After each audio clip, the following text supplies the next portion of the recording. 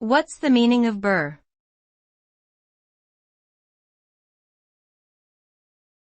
Burr.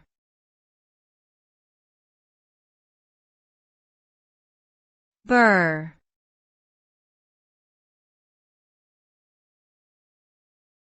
Burr.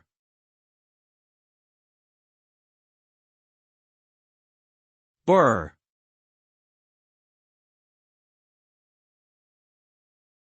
The word burr has multiple meanings, depending on the context. It can refer to a rough edge or a small, prickly plant. It can also describe a sound made by some animals or machinery.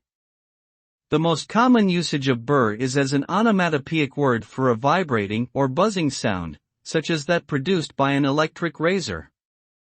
In general, the word burr connotes a rough, coarse, or unpleasant sensation or noise.